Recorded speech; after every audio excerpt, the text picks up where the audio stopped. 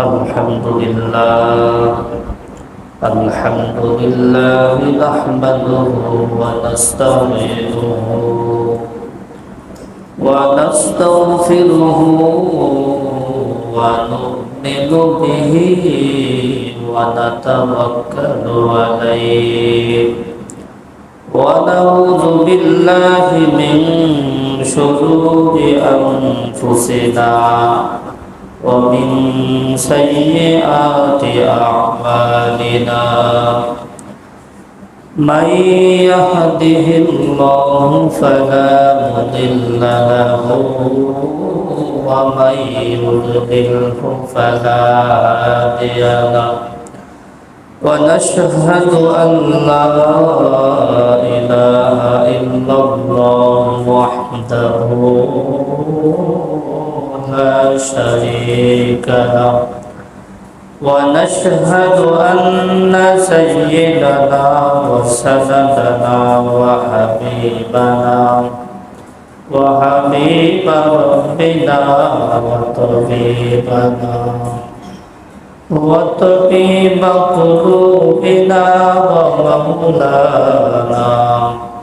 ومولانا محمدا عبده ورسوله أما بعد فأعوذ بالله من الشيطان الرجيم بسم الله الرحمن الرحيم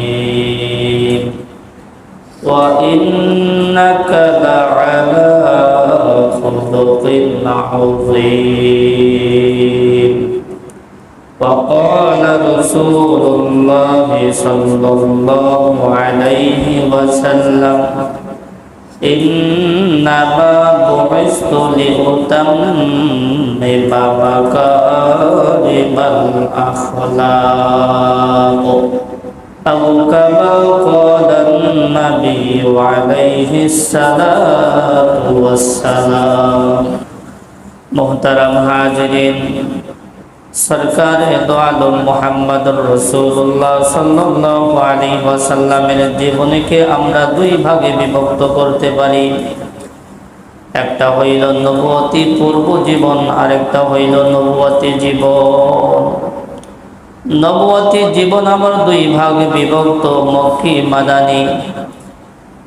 রাসূলুল্লাহ সাল্লাল্লাহু আলাইহি ওয়াসাল্লাম জন্মগ্রহণ করলেন এমন একটা সময়, যে সময় আরবের প্রথা ছিল, আরবের দুগ্ধপোষ্য বাচ্চাদেরকে তারা গ্রামে পাঠিয়ে দিত, যাতে করে গ্রামের আবহাওয়ায় তারা সুন্দরভাবে বেড়ে উঠতে পারে, বিশুদ্ধ আরবি ভাষা শিখতে পারে। কারণ শহরে বিভিন্ন মানুষের আগমন ছিল, বিভিন্ন দেশের মানুষের আগমন ছিল, যার কারণে ভাষা এলোমেলো ছিল। গ্রামের ভাষা ছিল বিশুদ্ধ, এই জন্য তারা দুগ্ধ পান করানোর জন্য গ্রামে পাঠাইয়া দিত। এদিকে গ্রাম অঞ্চলের মানুষেরা দুগ্ধপোষ্য শিশু সংগ্রহ করার জন্য তারা শহরে আসতো, এর বিনিময়ে তাদেরকে টাকা দেওয়া হইত। ধাত্রী মহিলারা আসতো শহরে বাচ্চা সংগ্রহ করার জন্য, এর বিনিময়ে 2 বছর চুক্তিতে তারা দুধ পান করাইতো, লালন পালন করত, বিনিময়ে কিছু টাকা পয়সা দিত। সেই ধারাবাহিকতায় বনু সাদ গোত্রের মহিলাদের সাথে হালিমা সাদিয়া রাদিয়াল্লাহু তাআলা আনহা দুগ্ধপোষ্য বাচ্চা সংগ্রহ করার জন্য মক্কার উদ্দেশ্যে রওনা করলেন। হালিমা সাদিয়া রাদিয়াল্লাহু তাআলা আনহা এমন একটি উষ্টি, সাদা মাদি উষ্টির উপর আরোহণ করে চলতেছিলেন, যেই উষ্টিটি ছিল খুবই দুর্বল, খুবই ক্ষীণ। অন্যান্য আরোহীগুলোর সাথে চলতে সে সক্ষম হইতেছিল না, দুর্ভিক্ষ ছিল ওই সময়। হালিমা সাদিয়া রাদিয়াল্লাহু তাআলা আনহার সঙ্গীরা বিরক্ত বোধ করতেছিল, কারণ তাদের সাথে তার আরোহীটা চলতে পারতেছিল না। হঠাৎ করে রাত হয়ে গেল, তারা রাত্রি যাপন করলেন। হালিমা রাদিয়াল্লাহু তাআলা আনহার স্তনে দুধ শুকিয়ে গিয়েছিল, নিজের বাচ্চাই দুধ পান করতে পারে না, সারা রাত ঘুমাইতে পারে না। এই বাচ্চাটা কান্নাকারি করেছে। সকালবেলা আবার মক্কার উদ্দেশ্যে রওনা শুরু করেছেন। অতি কষ্ট করে তারা মক্কায় পৌঁছলো। মক্কায় যখন পৌঁছলো, সকল বাচ্চারা সরকারে দো আলম মুহাম্মদুর রাসূলুল্লাহ সাল্লাল্লাহু আলাইহি ওয়াসাল্লামের কথা যখনই ওই মহিলারা শুনল যে সে এতিম, তার বাবা নাই, তার দাদা হলো বৃদ্ধ, কেউ তাকে নিল না। কারণ সেখানে কিছু টাকা পয়সার লেনদেন হয়ে থাকতো। তারা এই ধারণা করছিল যে তার বাবা নাই, দাদা আছে বৃদ্ধ, এর থেকে বেশি টাকার আশা করা যায় না। সকলের কাছে নবীজিকে প্রস্তাব দেওয়া হইল, কেউ তাকে নিল না। এদিকে হালিমা সাদিয়া রাদিয়াল্লাহু তাআলা আনহা অত্যন্ত ক্ষীণ এবং জীর্ণ শীর্ণ হওয়ার কারণে তাকেও কেউ দুগ্ধপোষ্য বাচ্চা দিল না। চলে আসার সময় হয়ে গেল। হালিমা সাদিয়া রাদিয়াল্লাহু তাআলা আনহার মনটা খুবই খারাপ। তার স্বামীর সাথে আলাপ করতেছে, আমাকে মনে হয় বাচ্চা ছাড়াই চলে যেতে হবে। হালিমা সাদিয়া রাদিয়াল্লাহু তাআলা আনহা বলেন, তার চাইতে ভালো হয় ওই এতিম সন্তানটাকে নিয়ে যায়, আল্লাহ চাহে তো বরকত দিবে। স্বামীর অনুমতিতে এতিম মুহাম্মদ সাল্লাল্লাহু আলাইহি ওয়াসাল্লামকে তিনি নিলেন। হালিমা সাদিয়া রাদিয়াল্লাহু তাআলা আনহা সরকারে দো আলমকে নিয়ে তাঁবুর মধ্যে আসলেন। আসার পরে নবীজির মাথাকে হালিমা সাদিয়া রাদিয়াল্লাহু তাআলা আনহার বুকের সাথে লাগালেন। লাগানোর সাথে সাথে আল্লাহ তাআলার কুদরত জারি হয়ে গেল, স্তন দুধে পরিপূর্ণ হয়ে গেল। দুধ শুকিয়ে গিয়েছিল, দুর্ভিক্ষ, খানা নাই, খাইতে পারে না গরিব মানুষ, দুধ শুকিয়ে গেছে। নবীজির বরকতে স্তনে দুধে পরিপূর্ণ হয়ে গেল। সরকারে দো আলম একটা স্তন থেকে দুধ পান করলেন, আর একটা স্তন তার দুধ ভাইয়ের জন্য রেখে দিলেন। নবীজি সাল্লাল্লাহু আলাইহি ওয়াসাল্লাম একেবারে ছোটবেলা থেকে ইনসাফওয়ালা ছিলেন। এরকম ইনসাফওয়ালা মানুষ দুনিয়াতে আসে নাই, আর আসবেও না। কেমন ইনসাফওয়ালা ছিলেন, তিনি একটা স্তন থেকে দুধ পান করতেন, কোন সময় দুইটা স্তন থেকে দুধ পান করতেন না। কেন? তার দুধ ভাই আছে। তার কি আছে? দুধ ভাই আছে। দুধ ভাইয়ের জন্য আরেকটা স্তন রেখে দিতেন। সরকারে দো আলম তৃপ্তি সহকারে দুধ পান করলেন, সাথে সাথে তার দুধ ভাইও তৃপ্তি সহকারে দুধ পান করলো। এদিকে হালিমা সাদিয়া রাদিয়াল্লাহু তাআলা আনহার স্বামী উষ্টি দহন করতে গেল, গিয়ে দেখে সেখানে উষ্টির অলানের দুধে পরিপূর্ণ হয়ে গিয়েছে। পুষ্টির দুধ দহন করলো, এরপর তারা উভয়ে তৃপ্তি সহকারে পান করলো, রাত্রি যাপন করলো। হালিমা সাদিয়া রাদিয়াল্লাহু তাআলা আনহা বলেন, বহুত দিন পর এমন একটা রাত গেল যে রাতটা আমরা সকলে আরামের সাথে ঘুমিয়েছি। সকালবেলা রওনা হওয়ার পালা, নিজ গ্রামে রওনা হওয়া শুরু করে দিল। হালিমা সাদিয়া রাদিয়াল্লাহু তাআলা আনহা যে উষ্টির উপর আরোহণ করে এসেছিল সেটা ছিল ক্ষীণ, দুর্বল, অন্যান্য উষ্টিগুলোর সাথে আরোহীগুলোর সাথে চলতে পারছিল না। যাওয়ার সময় হালিমা সাদিয়া রাদিয়াল্লাহু তাআলা আনহার উষ্টিটা সবার আগে আগে চলতে লাগলো। অন্যান্যরা বলতেছে, হালিমা এটা কি সেই আরোহী না যেই আরোহীর উপর তুমি এসেছিলা? হালিমা সাদিয়া রাদিয়াল্লাহু তাআলা আনহা বলেন, হ্যাঁ, এটা সেই আরোহী যেই আরোহীর উপর আমি চলে আসছিলাম, আরোহণ করে চলে আসছিলাম। আল্লাহ পাক রব্বুল আলামিন বরকত শুরু করে দিলেন নবীজি সাল্লাল্লাহু আলাইহি ওয়াসাল্লামের উসিলায়। যাই হোক, তারা নিজ গোত্রে বনু সাদ গোত্রে পৌঁছলো। ওই সময় ছিল বনু সাদ গোত্রের দুর্ভিক্ষ। হালিমা সাদিয়া রাদিয়াল্লাহু তাআলা আনহার রাখাল ছাগলগুলো বিচরণ করে। সন্ধ্যাবেলা ছাগলগুলো একেবারে পেট ভরে বাসায় আসে। এদিকে অন্য অন্য গোত্রের মানুষের রাখালরা তাদের ছাগলগুলো বিচরণ করে একেবারে সন্ধ্যাবেলা খালি পেটে আসে, দুর্ভিক্ষ, ঘাস নাই, সব শুকিয়ে গেছে। অন্যান্য গোত্রের মানুষেরা তাদের রাখালদেরকে বলতেছে, তোমরা ওই জায়গায় ছাগল বিচরণ করো যেই জায়গায় হালিমা সাদিয়া রাদিয়াল্লাহু তাআলা আনহার ছাগল বিচরণ করে। তার রাখাল যে জায়গায় ছাগল বিচরণ করে তোমরা ওই জায়গায় ছাগল বিচরণ করো। তারা পরের দিন দেখা গেল হালিমা সাদিয়া রাদিয়াল্লাহু তাআলা আনহার রাখাল যেই জায়গায় ছাগল বিচরণ করে তারাও সেই জায়গায় ছাগল বিচরণ করলো। কিন্তু লাভ হবে কি? আল্লাহ পাক রব্বুল আলামিন নবীর উসিলায় বরকত রাখছে হালিমা সাদিয়া রাদিয়াল্লাহু তাআলা আনহার ঘরে। দেখা গেল সেই একই অবস্থা, হালিমা সাদিয়া রাদিয়াল্লাহু তাআলা আনহার ছাগলগুলো সন্ধ্যাবেলা পেট ভরে বাসায় আসে, আর অন্য অন্য গোত্রের মানুষের ছাগলগুলো খালি পেটে আসে। এভাবে চলতে চলতে 2টা বছর মেয়াদ শেষ হয়ে গেল। চুক্তি ছিল 2 বছর, 2 বছর পর্যন্ত দুধ পান করাইবে। যখন 2 বছর শেষ হয়ে গেল, হালিমা সাদিয়া রাদিয়াল্লাহু তাআলা আনহা মক্কায় আমিনার কাছে তার সন্তানকে পৌঁছে দিলেন। হালিমা সাদিয়া রাদিয়াল্লাহু তাআলা আনহা এত বরকতি সন্তানকে দিতে চাচ্ছিল না, তার মনে চাচ্ছিল আর কিছুক্ষণ, আর কিছুদিন আমাদের নিকট থাকুক।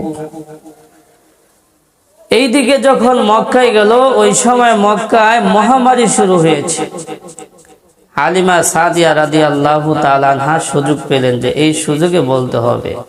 তিনি আমিনার কাছে বললেন, এখানে তো মহামারী শুরু হয়েছে, তো আর কিছুদিন আমাদের নিকট থাকুক। তখন আমিনা অনুমতি দিলেন, ঠিক আছে, তোমরা লয়ে যাও, আর কিছুদিন তোমাদের নিকট থাকুক। হালিমা সাদিয়া রাদিয়াল্লাহু তাআলা আনহা সরকারে দো আলমকে আবার নিয়ে চলে আসলেন। নবীজি তার নিকট থাকতে লাগলেন। যখন নবীজি সাল্লাল্লাহু আলাইহি ওয়াসাল্লামের বয়স 4-5 বছর হইল, বাচ্চাদের সাথে খেলাধুলা করার জন্য মাঠে গিয়েছিল। হঠাৎ করে 2 জন সাদা পোশাক পরিহিত ব্যক্তি এসে, ফেরেশতা মানুষের আকৃতি ধারণ করে এসে নবীজিকে একটু দূরে নিয়ে গেলেন। নবীজি সাল্লাল্লাহু আলাইহি ওয়াসাল্লামকে একটু দূরে নিয়ে শক্কে সদর তার বক্ষ বিদারণ করলেন, বক্ষ ফেড়ে ফেললেন। সরকারে দো আলমের বক্ষ ফেড়ে বিদরণ করে তার হৃৎপিণ্ডকে বের করলেন। এরপর হৃৎপিণ্ড থেকে কিছু জমাট রক্ত বের করলেন এবং বললেন, এটা হলো শয়তানের অংশ। এরপর স্বর্ণের পাত্রে রেখে ঝমঝমের পানি দিয়ে ভালো করে পরিষ্কার করে আবার জায়গায় মতো বসায়া দিলেন। এইদিকে বাচ্চারা হালিমা সাদিয়া রাদিয়াল্লাহু তাআলা আনহার কাছে গিয়ে বলতেছে, মুহাম্মদ নিহত হয়েছে। হালিমা সাদিয়া রাদিয়াল্লাহু তাআলা আনহা ভীত সন্ত্রস্ত হয়ে দৌড়ে আসলেন। এসে মুহাম্মদ সাল্লাল্লাহু আলাইহি ওয়াসাল্লামকে দেখলেন, তার চেহারায় ভয়ের ছাপ রয়েছে। এরপর সরকারে দো আলম সব ঘটনা খুলে বললেন। তখন হালিমা সাদিয়া রাদিয়াল্লাহু তাআলা আনহার ভিতরে ভয় কাজ করতেছিল, হায় হায়, অন্যের ছেলে, পরের ছেলে কি না কি হয়ে যায়, তাকে ফেরত দিতে হবে। তো সরকারে দো আলমের বয়স যখন 6 বছর হইল, তখন আবার মক্কায় মা আমিনার কাছে ফেরত দিয়ে আসলেন।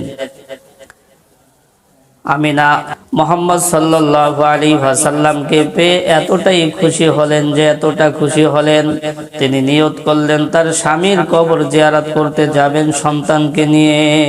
স্বামীর কবর হইল, আব্দুল্লাহর কবর হইল মদিনায়। তো আব্দুল মুত্তালিবের তত্ত্বাবধানে পাঠাইলেন, সাথে উম্মে আইমানকে তাদের খেদমতের জন্য পাঠাইলেন তাদের সাথে। তো 3 জন, আমিনা, সরকারে দো আলম এবং উম্মে আইমান, এই 3 জন মদিনার উদ্দেশ্যে রওনা করলেন। মদিনায় ছিল সরকারে দো আলমের নানা বাড়ি, সেখানে 1 মাস বেড়াইলেন, তার বাবার কবর জিয়ারত করলেন। এরপর যখন ফিরে আসার সময় হইল, যখন মক্কা মদিনার মধ্যবর্তী স্থান আবওয়া নামক স্থানে আসলেন, হঠাৎ করে আমিনা অসুস্থ হয়ে গেল। ক্রমান্বয়ে তার অসুস্থতা বাড়তেই লাগলো। এক পর্যায়ে তিনিও দুনিয়া থেকে বিদায় নিয়ে চলে গেলেন। 6 বছর বয়সে মাকেও হারাইলেন। জন্মের পূর্বে পিতাকে হারাইলেন, 6 বছর বয়সে মাকেও হারাইলেন। উম্মে আয়মান নবীজিকে নিয়ে মক্কায় চলে আসলেন। দাদা আব্দুল মুত্তালিব ছেলে আব্দুল্লাহকে হারিয়ে যতটা ব্যথিত না হয়েছেন, তার চেয়ে অনেক বেশি কষ্ট অনুভব করেছেন পুত্রবধূ আমিনাকে হারিয়ে। কারণ সন্তান আব্দুল্লাহ ইন্তেকালের পরে নবীদের একমাত্র আশ্রয়স্থল ছিল তার মা। এখন মাও চলে গেল, এই জন্য আব্দুল মুত্তালিব অত্যন্ত ব্যথিত হয়েছেন, অনেক কষ্ট পেয়েছেন। যাই হোক, নবীজি সাল্লাল্লাহু আলাইহি ওয়াসাল্লাম দাদা আব্দুল মুত্তালিবের নিকট থাকতে লাগলেন। আব্দুল মুত্তালিব নবীজিকে অত্যন্ত মহাব্বত করতেন, নিজের সন্তানদের চাইতেও তাকে বেশি মহাব্বত করতেন। আব্দুল মুত্তালিবের জন্য একটা খানকা ছিল, খানায়ে কাবা, বাইতুল্লাহর ছায়ায় একটা তার জন্য খানকা বানানো হয়েছিল। যেই খানকায় আব্দুল মুত্তালিব একা বসতো, তার সন্তানরা অন্যান্য মানুষেরা নিচে বসতো। সেখানে আব্দুল মুত্তালিব ছাড়া আর কেউ বসতো না। নবীজি সাল্লাল্লাহু আলাইহি ওয়াসাল্লাম সেখানে গিয়ে বসতেন মাঝে মাঝে। চাচারা হাত ধরে নামিয়ে দেওয়ার চেষ্টা করলে আব্দুল মুত্তালিব বলতেন, তাকে নামিও না, কারণ তাকে সাধারণ কোনো শিশু মনে হচ্ছে না, সাধারণ কোনো শিশু মনে হচ্ছে না। অত্যন্ত মহাব্বত করতেন তাকে। নবীজি সাল্লাল্লাহু আলাইহি ওয়াসাল্লামের বয়স যখন 8 বছর 2 মাস 10 দিন হইল, তখন দাদা আব্দুল মুত্তালিব দুনিয়া থেকে বিদায় নিলেন। ইন্তেকালের পূর্বে আবু তালেবকে ওসিয়ত করে গেলেন, তুমি তার দায়িত্ব নিবা, তুমি তাকে লালন পালন করবা। আবু তালেব সেই দায়িত্ব গ্রহণ করলেন। দাদার ইন্তেকালের পরে আবু তালেবের নিকট থাকতে লাগলেন। আবু তালেব নবীজিকে অত্যন্ত মহাব্বত করতেন। আবু তালেবের সন্তানও ছিল, তো নিজের সন্তানদের চাইতেও তাকে বেশি মহাব্বত করতেন, কারণ পিতা ওসিয়ত করে গিয়েছিলেন। নবীজি সাল্লাল্লাহু আলাইহি ওয়াসাল্লাম আবু তালেবের নিকট থাকতে লাগলেন। যখন নবীজির বয়স 12 বছর 2 মাস 10 দিন হইল, তখন আবু তালেব শাম দেশে ব্যবসার উদ্দেশ্যে রওনা করলেন নবীজিকে সাথে নিয়ে। যখন শাম দেশের কাছাকাছি সিরিয়া পৌঁছলেন, সিরিয়া হলো শাম দেশের একটা উপত্যকা, একটা গ্রাম। সেই সিরিয়ায় একজন পাদ্রী ছিল, বাহিরা নামক একজন পাদ্রী ছিল। ওই পাদ্রী খ্রিস্টান পাদ্রী, ধর্মগুরু। ওখানে কোনো মেহমান আসলে, যারা দূর দূরান্ত থেকে আসতো, তাদেরকে মেহমানদারি করাইতেন। তো নবীজরা সাল্লাল্লাহু আলাইহি ওয়াসাল্লাম যখন ওখানে গেলেন, পাদ্রী তার খানকা থেকে বের হয়ে গেলেন নবীজিকে দেখার জন্য। যখন কাছাকাছি আসলেন, তখন ওই পাদ্রী নবীজি সাল্লাল্লাহু আলাইহি ওয়াসাল্লামকে দেখে চিনে ফেললেন যে তিনি হবেন শেষ জমানার নবী। আল্লাহ রাব্বুল আলামিন তাকে শেষ জমানার নবী হিসেবে প্রেরণ করেছেন। তো তাকে জিজ্ঞাসা করা হইলে, কারণ যে আপনি কিভাবে বুঝলেন তিনি শেষ জমানার নবী হবেন? তখন ওই পাদ্রী বলতেছে, আমি যখন আপনারা ওই দূর থেকে আসতেছিলেন, আমি লক্ষ্য করতেছিলাম পাহাড়ের গিরিপথ দিয়ে যখন আপনারা আসতেছিলেন, দুই পাশের যত গাছ রয়েছে, প্রস্তর খণ্ড রয়েছে, সব নবীজির কাছে মাথা নত করে দিয়েছে। এটা সাধারণ কোনো মানুষের পক্ষে সম্ভব নয়, এটা একমাত্র নবীজির পক্ষেই সম্ভব। তাছাড়া তার দুই বাহুর মাঝে মোহরে নবুয়াত ছিল, দুই বাহুর মাঝে বাম দিকে মোহরে নবুয়াত ছিল, এটা জন্মলগ্ন থেকেই ছিল। এগুলো সব আমাদের বাইবেল কিতাবে বর্ণনা আসছে। তখন তিনি পরামর্শ দিলেন যে তাকে তোমরা সামদেশে নিয়ে যেও না, সেখানে রুমিগণ এবং ইহুদিগণরা যদি তাকে চিনে ফেলে তাহলে তাকে মেরে ফেলতে পারে, তাকে মক্কায় নিয়ে যাও। তখন আবু তালেব তাকে মক্কায় পাঠিয়ে দিলেন, তাকে নিয়ে গেলেন না। মুহতারাম হাজিরিন, নবীজি সাল্লাল্লাহু আলাইহি ওয়াসাল্লামের শাক্ত সদর বক্ষ বিদারণ 4 বার হয়েছিল। একবার ওই 4-5 বছর বয়সে হয়েছিল, আরেকবার হয়েছিল 10 বছর বয়সে। কেন 10 বছর বয়সে হয়েছিল? বলে ওই সময় বাচ্চারা খেলাধুলার প্রতি একটা আগ্রহ থাকে, এটা যাতে করে না থাকে, কারণ খেলাধুলা আল্লাহর স্মরণ থেকে মানুষকে গাফেল করে দেয়, আল্লাহর স্মরণ থেকে গাফেল করে দেয়। আরেকবার শক্কে সদর হয়েছিল নবুয়তের সময়, নবুয়ত প্রাপ্তির সময়। বলে কেন? বলে আল্লাহ তাআলার ওহী এটা যাতে করে ধারণ করতে পারে এই জন্য শক্কে সদর করা হয়েছিল।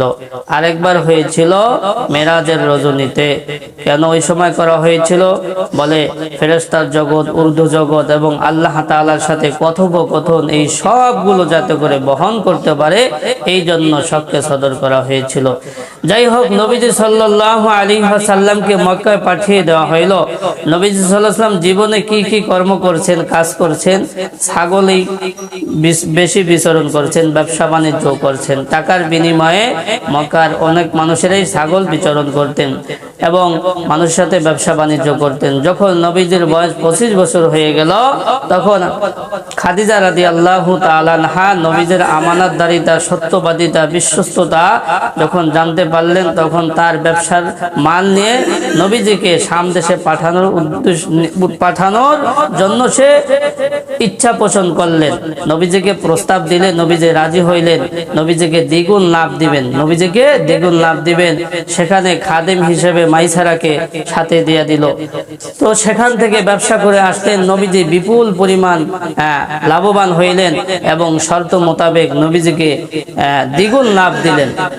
তাছাড়া মাইসারার কাছে নবীজের অনেক বিশ্বস্ততা, বিশুদ্ধ ভাষী, আমানতদারিতা, এগুলো শুনে খাদিজা রাদিয়াল্লাহু তাআলা আনহা নবীজির প্রতি আকৃষ্ট হয়ে গেলেন, নবীজিকে বিবাহ করার ইচ্ছা পোষণ করলেন। তার বান্ধবী নাফিসাকে নবীজির কাছে প্রস্তাব পাঠাইলেন বিবাহের জন্য। নবীজির কাছে প্রস্তাব পাঠাইলে নবীজি সাল্লাল্লাহু আলাইহি ওয়াসাল্লাম প্রস্তাবে রাজি হলেন। সাথে সাথে তার চাচা আবু তালেবের সাথে বিষয়টা শেয়ার করলেন। আবু তালেবও অনুমতি দিল। আবু তালেবের অনুমতিতে, উপস্থিতিতে নবীজির সাথে খাদিজার সাথে বিবাহ হয়ে গেল। নবীজির বয়স ছিল 25 বছর, খাদিজার বয়স ছিল কত? 40 বছর। তো নবীজির সাথে বিবাহ হয়ে গেল। বয়স কোনো ব্যাপার না, ইসলামে বয়স কোনো ব্যাপার না, বিবাহ করতে পারে, কোনো সমস্যা নেই। মুহতারাম হাজিরিন, নবীজি সাল্লাল্লাহু আলাইহি ওয়াসাল্লাম ওই সময় মহরনা স্বরূপ 20টা উট দিয়েছিল খাদিজাকে। আমরা মহারানা যে লেখাই থই, এটা লেখা পর্যন্তই, ঠিক আছে, আর দেই না। উল্টা কি আনি, এত দিতে হবে, এত কিছু দিতে হবে, মোটরসাইকেল দিতে হবে, এ দিতে হবে, ওই দিতে হবে, ঠিক আছে। এটা ইসলামের বিধান না। ইসলামের বিধান হইল তুমি দিয়া আনবা, তুমি মহারানা দিয়া এটা পরিশোধ করে আনবা। তো নবীজির বিবাহ হইল। নবীজি সাল্লাল্লাহু আলাইহি ওয়াসাল্লাম খাদিজা রাদিয়াল্লাহু তাআলা আনহা জীবদ্দশায় অন্য কোন নারীকে বিবাহ তিনি করেন নাই। নবীজি সাল্লাল্লাহু আলাইহি ওয়াসাল্লাম যত বিবাহ করেছেন সব দ্বীনের স্বার্থে। খাদিজাকে বিবাহ করেছেন সেটাও দ্বীনের স্বার্থে, কারণ খাদিজা রাদিয়াল্লাহু তাআলা আনহা অনেক ধনাঢ্য ব্যক্তি ছিলেন। তিনি তার সব সম্পদ নবীজির জন্য বিসর্জন করে দিয়েছেন, দ্বীনের জন্য বিসর্জন করে দিয়েছেন। মুহতারাম হাজিরিন, নবীজি সাল্লাল্লাহু আলাইহি ওয়াসাল্লাম 3 জন ছেলে সন্তান এবং 4 জন কন্যা সন্তান জন্মগ্রহণ করেছিল। তার মধ্য থেকে একজন ছেলে সন্তান ইব্রাহিম নামে পরিচিত ছিল, সে একজন দাসীর ঘরে ছিল। আর 2 জন ছেলে সন্তান, একজনের নাম ছিল কাসেম, যার উপাধি ছিল আবুল কাসেম। এই জন্য নবীজিকে আবুল কাসেম কি বলা হয়। আরেকজন ছেলের নাম ছিল আব্দুল্লাহ, যার উপাধি ছিল তাহের তাইয়েব, এই জন্য নবীজিকে তাহের তাইয়েবও বলা হয়। তো এই 2 ছেলে এবং 4 মেয়ে, উম্মে কুলসুম, জয়নাব, ফাতেমা, রুকাইয়া, এই 4 জন মেয়ে আর 2 জন ছেলে সব খাদিজার থেকেই হয়েছিল। ছেলেরা শৈশবকালে মারা গিয়েছিল আর মেয়েরা নবীজি সাল্লাল্লাহু আলাইহি ওয়াসাল্লামের জীবদ্দশায় 3 জন মেয়ে ইন্তেকাল করেছেন। শুধু ফাতেমা জীবিত ছিল, মেয়েদের থেকে কোনো সন্তানাদি হয় নাই, শুধু ফাতেমা জীবিত ছিল। ফাতেমা রাদিয়াল্লাহু তাআলা আনহা নবীজি সাল্লাল্লাহু আলাইহি ওয়াসাল্লামের ইন্তেকালের 6 মাস পরে ইন্তেকাল করেছেন। তো নবীজি সাল্লাল্লাহু আলাইহি ওয়াসাল্লামের বংশ বিস্তার ফাতেমা থেকেই হয়েছে। ফাতেমা রাদিয়াল্লাহু তাআলা আনহার দুইজন সন্তান ছিল, হাসান হুসাইন। তো তাদের থেকে কি তার বংশ বিস্তার হয়েছে। মুহতারাম হাজিরিন, নবীজি সাল্লাল্লাহু আলাইহি ওয়াসাল্লামের বয়স যখন 35 বছর হইল, তখন আরববাসী, মক্কার লোকেরা, কুরাইশেরা তারা কাবা ঘরকে পুনরায় নির্মাণ করার ইচ্ছা পোষণ করলেন। কারণ ওই সময় কাবা ঘরটা উঁচা ছিল 9 হাত, উপরে ছাদ ছিল না, উপরে ছাদ ছিল না, যার কারণে কাবা ঘরের মধ্য থেকে অনেক মূল্যবান জিনিস চুরি হয়ে যায়। মসজিদ নেই, কাবা ঘরের মধ্যে থেকে জিনিসপত্র চুরি হয়ে যেত, মসজিদ থেকে দান বাক্স চুরি হবে না কেন? ঠিক আছে। তো কাবা ঘর তারা যদিও বিধর্মী ছিল, কিন্তু কাবা ঘরের প্রতি তাদের ভক্তি শ্রদ্ধা 100% ছিল। তারা সকলেই ওটাকে ভক্তিগত মহাব্বত করত। তাছাড়া কাবা ঘরে যে দেয়াল ছিল, সেই দেয়ালও ফেটে যাওয়ার উপক্রম হয়েছিল। তখন তারা ইচ্ছা পোষণ করলো যে এটাকে পুনরায় নির্মাণ করতে হবে। তখন তারা এই জন্য বসলো। বসার পরে তারা সিদ্ধান্ত করলো এটা পবিত্র ঘর, এই ঘর যেই টাকা, এই ঘর নির্মাণ করতে যত টাকা খরচ যাবে সেগুলো সব হালাল টাকা হইতে হবে, হালাল টাকা হইতে হবে, কোনো হারাম টাকা এখানে ব্যবহার করা যাবে না। কে সর্বপ্রথম কাবা ঘরকে ভাঙ্গার কাজ শুরু করবেন?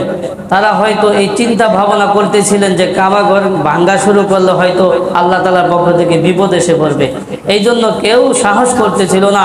ওয়ালিদ বিন মুগিরা মাখজুমি সর্বপ্রথম ভাঙ্গার কাজ শুরু করলেন, এরপর সকলেই মিলে ভাঙ্গেন। এরপরে হাজারে আসওয়াদ কৃষ্ণ পাথর, সেটাকে কে ধরে স্থাপন করবেন, কে সরাবেন, কে এটাকে মূল জায়গায় স্থাপন করবেন, এই ব্যাপারে তারা তর্ক বিতর্ক, এমনকি যুদ্ধের উপক্রম হয়ে গিয়েছিল। তখন উমাইয়া বিন মাখজুমি তিনি পরামর্শ দিলেন আগামীকাল সকালবেলা যে সর্বপ্রথমে বাইতুল্লাহ প্রবেশ করবে সেই এ ব্যাপারে ফায়সালা দেবে। তো পরের দিন দেখা গেল সরকারে দো আলম মুহাম্মদুর রাসূলুল্লাহ সাল্লাল্লাহু আলাইহি ওয়াসাল্লাম সকালবেলা এখান দিয়ে প্রবেশ করলেন। তারা সকলেই সন্তুষ্ট হইল। হাযাল আমিনু রাযাইনাহু হাযা মুহাম্মদ, তিনি বিশ্বস্ত, তিনি, তার প্রতি আমরা সন্তুষ্ট আছি, তিনি হলো মুহাম্মদ। তখন সরকারে দো আলম একটা চাদর আনতে বললেন। চাদর আনার পরে নবীজি সাল্লাল্লাহু আলাইহি ওয়াসাল্লাম ওই হাজারে আসওয়াদকে স্বহস্তে চাদর উপর রাখলেন। এরপর প্রত্যেক গোত্রে একজন করে লোক কেউ চাদর ধরতে বললেন। তো সকলেই শরীক থাকলো। এরপর এটাকে নিয়ে স্থানে স্থাপন করলেন। মুহতারাম হাজিরিন, এরপরে হলো নবুয়তের ধাপ। তো আজকে আমরা জন্ম থেকে নবুয়ত পর্যন্ত নবীদের জীবনে আলোচনা করলাম। আগামী সপ্তাহে নবুয়ত থেকে হিজরত পর্যন্ত নবীদের জীবনে আলোচনা করা হবে।